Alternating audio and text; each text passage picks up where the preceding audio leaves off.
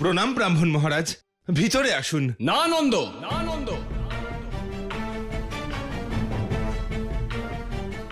আমরা তোমার গৃহে ততক্ষণ প্রবেশ করব না নন্দ, যতক্ষণ না তুমি আমাদের এটা বলবে যে তোমার কানাই কে আর ও কার সন্তান, কার গর্ভে জন্ম নিয়েছে, ও কোন কুলের, ওর গোত্র কি, আর সব থেকে বড় প্রশ্ন যে ওর বর্ণ কি নন্দ। যতক্ষণ এই প্রশ্নের উত্তর দিচ্ছ ততক্ষণ তোমার গৃহে আমরা প্রবেশ করতে পারবো না। কুল, গোত্র, বর্ণ, আপনি এসব কি প্রশ্ন করছেন মহারাজ? একজন পুত্রের তো কুল, গোত্র, বর্ণ তাই হয় যা তার মাতা পিতার হয়। আর কানাই আমাদের পুত্র, সে গোয়ালা মাতা পিতার সন্তান, সেও গোয়ালা। সত্য তো এটাই যে কানাই না আসলে গোপ, না তোমার সন্তান। ক্ষমা করবেন ব্রাহ্মণদেব, কিন্তু আপনি এক মায়ের মমতাকে অপমান করছেন। এক মায়ের সামনে তারই পুত্রকে নিয়ে আপনি এসব বলছেন। ব্রাহ্মণ কখনো অযৌক্তিক কথা বলে না নন্দরানী। বৃন্দাবনবাসীরা এটা কি সত্যি নয়? যতবার তোমাদের উপর সংকট এসেছে ততবার তোমাদের কানাই এসে ক্ষত্রিয়ের মতো রক্ষা করেছে। সত্য, কানাই রক্ষা করেছে। নন্দ, এটা কি সত্য নয় যে তোমার পুত্র কানাই, যে পুতনা, বকাসুর, অঘাসুর আর কংসের পাঠানো অনেক অসুরের বিনাশের কারণ? এই সব কথা সত্যি, কিন্তু তখন পরিস্থিতি এমন ছিল যে... পরিস্থিতি, এটাই তো আমিও বলতে চাইছি। যে কোনো কঠিন পরিস্থিতির সম্মুখীন কোনো গোপ হতে পারে না। কারো কাছে এর উত্তর আছে? শান্ত হও তোমরা।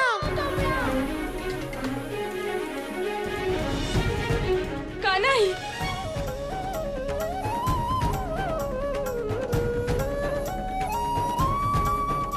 আপনার প্রশ্নের উত্তর আমি দেব ব্রাহ্মণদেব।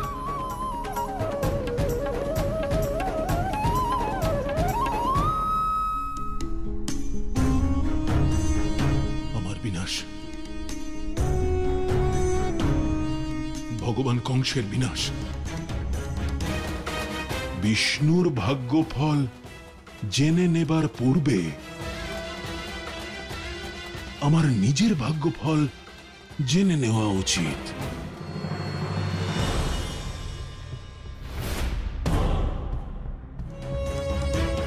যদি এটাই বিধির বিধান হয় তাহলে সেটাকে আমার পক্ষে পরিবর্তিত করে নেব। নারায়ণ নারায়ণ। প্রভু, কংসের দুর্বুদ্ধি ওর বিবেককে এতটাই অন্ধ করে দিয়েছে, ও জানে না যাকে যুদ্ধের আহ্বান জানাচ্ছে ও তার কতটা কাছের। খুব শীঘ্রই কংস এটা জানতে পারবে। সে যাকে সারা বিশ্ব ব্রহ্মাণ্ডে খুঁজছে, সে প্রতি মুহূর্তে তাকে নিজের দিকে আকর্ষণ করছে। সত্য বলেছেন আপনি প্রভু। নারায়ণ নারায়ণ।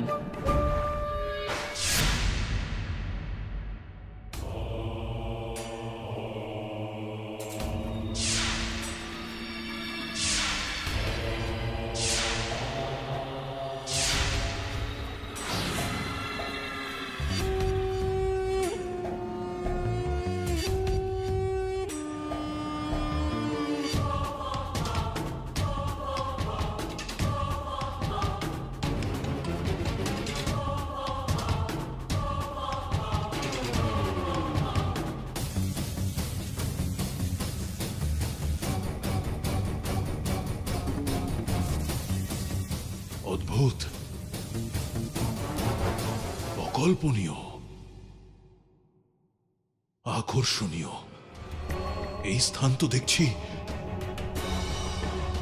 স্বর্গের চেয়েও সুন্দর, কিন্তু এ কোন স্থান?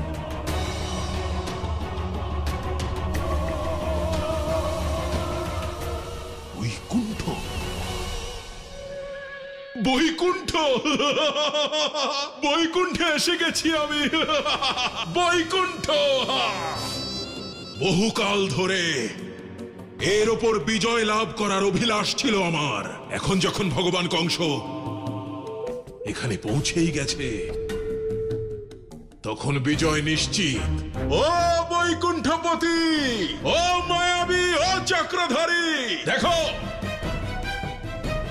তোমার কাল স্বয়ং তোমার সঙ্গে দেখা করতে এসেছে। তুমি কোথায় লুকিয়ে বসে আছো? এসো, বাইরে এসো।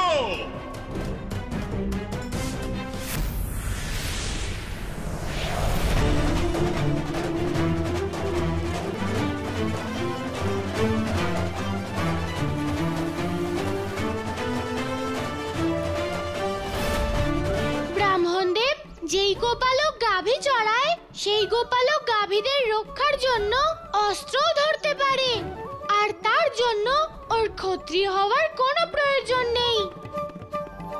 আমার মা বলে ধর্মশাস্ত্রে এমন কোনো কথা লেখা নেই যা জন্ম আর বর্ণের ভিত্তিতে মানুষে মানুষে ভেদাভেদ করে। শোনো বালক, আমরা কাশীর পুরোহিত, আমরা বংশ পরম্পরায় বেদ আর শাস্ত্র পড়ে আসছি। তুমি জানতেই যখন চাও তাহলে শোনো। ঋগ্বেদের দশম মণ্ডল আর 19তম মন্ত্র, যাকে পুরুষ সূক্তও বলা হয়, ব্রহ্মাদেব স্বয়ং বর্ণাশ্রম ব্যবস্থার স্থাপনা করেছেন। সেই বর্ণাশ্রম ব্যবস্থার অনুসারে তোমার মধ্যে যে গুণ প্রকট তা এক ক্ষত্রিয় সন্তানের থাকে। প্রভু, এ আমি কি শুনছি? আপনি তো এই সংসারকে কর্মপ্রধান বানিয়েছেন, তাহলে পরম পবিত্র গ্রন্থ ঋগ্বেদে জন্ম আর বর্ণের আধারে মানুষের মধ্যে বিভেদ কি করে থাকতে পারে প্রভু? দেবী, ব্রাহ্মণদেব ঋগ্বেদে যেই বর্ণভেদের কথা বলছেন তা দেবতা রচিত নয়, বরং কিছু স্বার্থান্বেষী মানুষ তার আর তার পরিবারের লাভের কারণে ওই বর্ণভেদের রচনা করে ঋগ্বেদে সংকলিত করেছে। আর অন্ধবিশ্বাসী মানুষ সেটাই স্বাভাবিক বলে মেনে নিয়েছে। কিন্তু এখন কি হবে প্রভু? কিছু স্বার্থপর মানুষের কারণে এই অন্যায় পরম্পরা বেড়েই চলেছে, এর বিনাশ কি করে হবে? দেবী, সমাজে ব্যাপৃত এই ধরনের সমস্ত কুরীতি, কুকর্ম, অধর্ম আর সমাজে প্রচলিত সমস্ত অসত্যকে বিনাশ করতে পরম অবতার শ্রীকৃষ্ণের আবির্ভাব ঘটেছে। কানাই, এই সংসারে, এই সমাজে যুগ যুগ ধরে বর্ণাশ্রম ব্যবস্থা চলে আসছে, আর এই ব্যবস্থাই আমাদের ধর্মের ভিত্তি। আর এটা ছিল, আছে আর সর্বদা থাকবে। নন্দ, এই বর্ণাশ্রম ব্যবস্থাকে না মানার অর্থ ধর্মকে অস্বীকার করা। এবার তুমিও তোমার সত্যকে স্বীকার করে নাও, অন্যথায় এই ধর্ম, এই সমাজ যুগপ্রাচীন ব্যবস্থাকে ত্যাগ করতে হবে।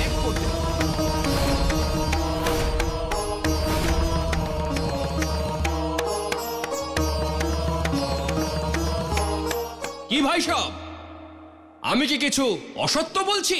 ব্রাহ্মণ মহারাজ, আমরা কখনো এসব শুনিনি, কিন্তু আপনাদের মতো জ্ঞানী মানুষদের কাছে শোনার পরে আমরাও এখন ব্যাকুল হয়ে উঠেছি নন্দরাজ। হ্যাঁ নন্দরাজ, আমাদের সবার জন্য কৃপা করে ব্রাহ্মণ দেবের প্রশ্নের উত্তর দিন। হ্যাঁ, নয়তো আমাদের বাধ্য হয়ে আপনাকে সমাজ থেকে ত্যাগ করতে হবে। উত্তর দিন নন্দরাজ, উত্তর দিন নন্দরাজ। কি ভাবছো নন্দ? তোমার সত্যিটা স্বীকার করে নাও। এই বালককে ত্যাগ করো, অন্যথায় এই সমাজ তোমায় ত্যাগ করবে, আর যাকে সমাজ ত্যাগ করে তার কাছে কোনো পথ খোলা থাকে না, মৃত্যুর পথ ছাড়া।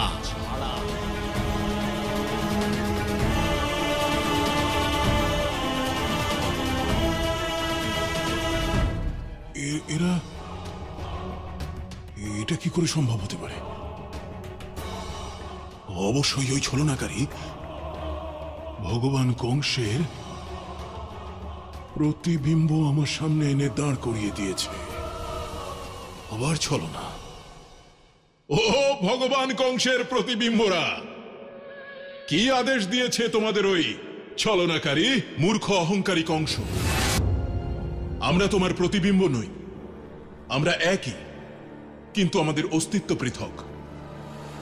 আমরা এক, আর আমাদের পৃথক অস্তিত্ব আমার আর তোমাদের, আমাদের তিনজনের।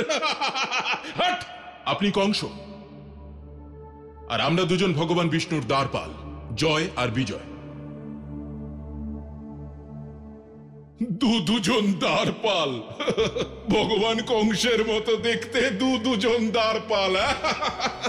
মানতেই হচ্ছে চক্রধারী তোমার বিনোদনের প্রবৃত্তিকে।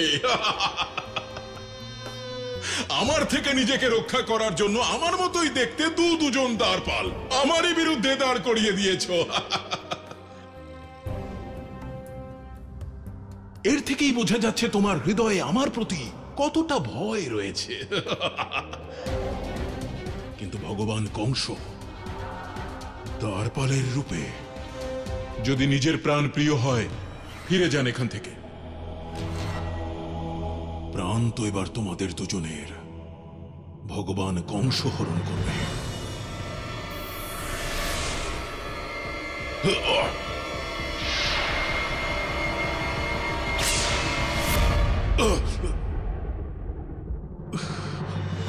একই রকম মায়া, এ কোনো মায়া নয় কংস। এটাই সত্য যে আমরা তিনজন একই, আর তুমিও আমাদেরই মতো ভগবান বিষ্ণুর কেবলমাত্র একজন দ্বারপাল। ভগবান কংস আর দ্বারপাল। হ্যাঁ কংস, পূর্বজন্মে তুমিও দ্বারপালই ছিলে, আর বৈকুণ্ঠে তুমি পুনরায় তখনই প্রবেশ করতে পারবে যখন ভগবান বিষ্ণু স্বয়ং স্বহস্তে তোমায় বধ করবেন। বধ? বিষ্ণু? ভগবান কংসকে?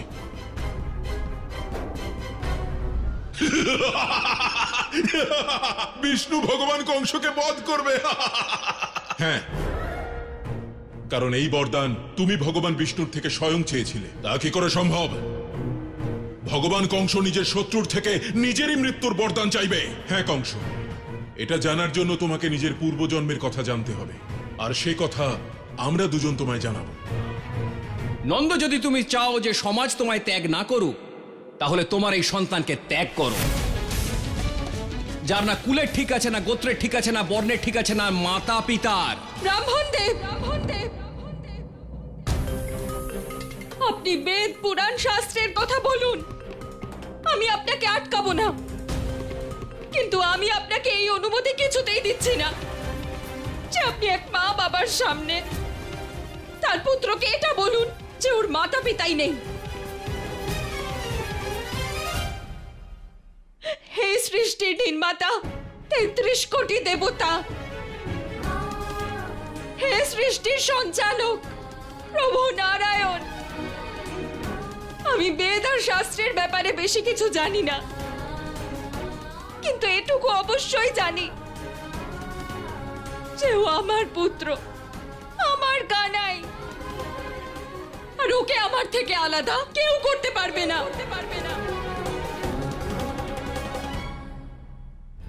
বহু যুগ পূর্বে ভগবান ব্রহ্মার মানস পুত্র সনক, সনন্দন, সনাতন আর সনত কুমার এই বৈকুণ্ঠে এসেছিলেন ভগবান বিষ্ণুকে দর্শন করতে, আর সেই সময় আপনি স্বয়ং এখানে দ্বারপাল ছিলেন। আমরা ভগবান বিষ্ণুর দর্শন করতে চাই, আমাদের ভেতরে যাওয়ার অনুমতি দিন দ্বারপাল। এই চার মুনি তো বালক, ভগবান বিষ্ণুর কাছে গিয়ে তার সময় নষ্ট করবে।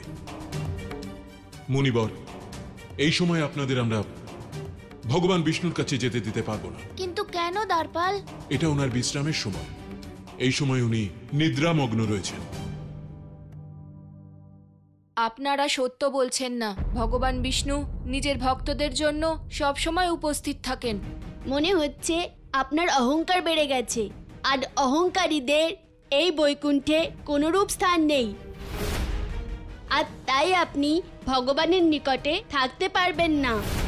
আর আপনাদের অসুরের মতো প্রবৃত্তি নিয়ে সাধারণ মানুষের মতো জন্ম নিতে হবে।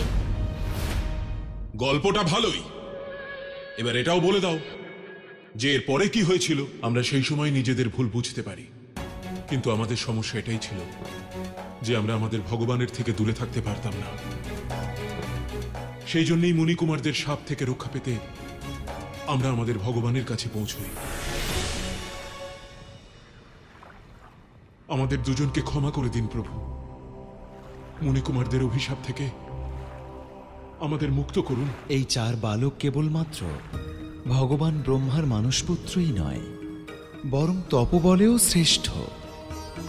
তাই তাদের দেওয়া এই অভিশাপ অবশ্যই ফলবে। বরং তাদের অভিশাপ থেকে মুক্তি পাওয়ার জন্য আমি তোমায় দুটো বিকল্প বলতে পারি। হয় তোমায় পৃথিবীতে 7 বার আমার ভক্ত হয়ে জন্ম নিতে হবে, আর নইলে 3 বার আমার শত্রু হয়ে। আর তারপর যখনই তুমি অভিশাপ মুক্ত হবে, তখন বৈকুণ্ঠে পুনরায় প্রবেশ করতে পারবে। কাহিনীটা ভালোই, কিন্তু অসত্য। তার প্রমাণ ভগবান কংস স্বয়ং এখানে পৌঁছে গেছেন, আর শীঘ্রই ওই ছলনাকারীকে বধ করে এই বৈকুণ্ঠে নিজের আধিপত্য কায়েম করবে।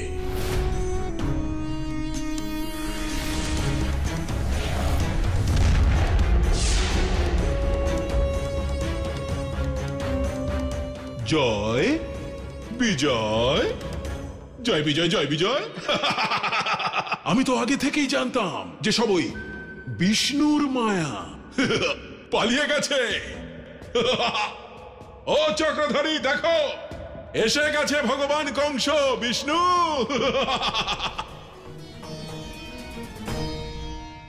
ও বিষ্ণু, ভগবান কংসকে দেখে লুকিয়ে পড়েছ?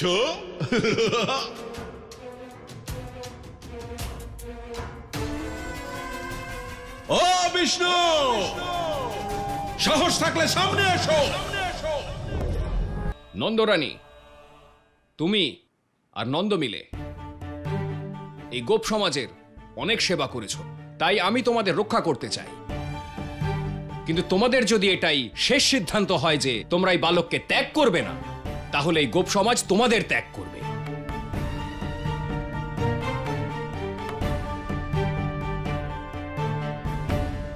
দেবী যশোদা, তোমার কাছে সূর্যাস্ত পর্যন্ত সময় আছে। স্বামী স্ত্রী মিলে এই বালককে ত্যাগ করো, অন্যথায় এই সমাজ তোমায় আর তোমার গোটা পরিবারকে ত্যাগ করবে। হ্যাঁ হ্যাঁ নন্দরাজ, আপনাকে বলতেই হবে, নইলে আমরা সকল বৃন্দাবনবাসী ব্রাহ্মণ মহারাজের কথা মানতে বাধ্য হব। হ্যাঁ হ্যাঁ নন্দরাজ, দয়া করে বলুন। যে সমাজের সাথে ছল করে, তার সাথে থাকা সমাজ আর ধর্ম উভয়েরই অপমান। চলো এখান থেকে।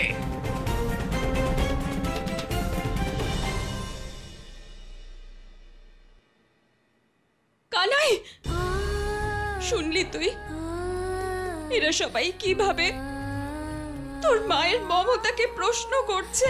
কিন্তু কানাই, তুই চিন্তা করিস না, যতক্ষণ তোর মা আছে তোর উপর কেউ আঙুল তুলতে পারবে না। না বেদ, না শাস্ত্র, না ধর্ম, আর নাই ব্রাহ্মণ।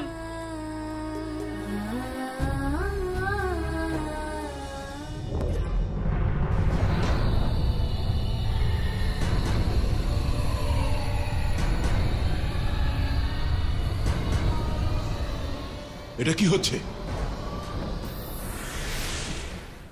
এটা বৈকুণ্ঠ নয় কংস, এটা কেবল মায়া।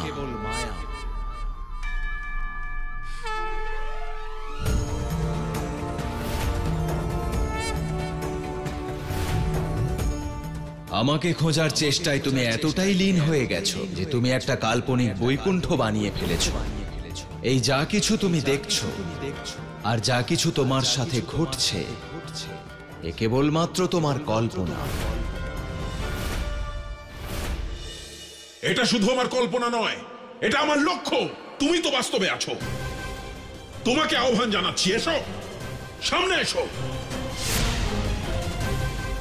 এই মুহূর্তে তোমাকে বধ করে প্রমাণ করে দেব যে এই সম্পূর্ণ ত্রিলোকের স্বামী আসলে কে। না কংস, বিধির বিধান লেখা হয়ে গেছে। আমার সম্মুখে তোমায় আসতেই হবে, কিন্তু না এটা সেই স্থান আর না সেই সময়। ব্যাস, অনেক শুনেছি তোমার কথা। এবার আমার কাছে আর প্রতীক্ষা করার শক্তি নেই বিষ্ণু। কোথায় গেল?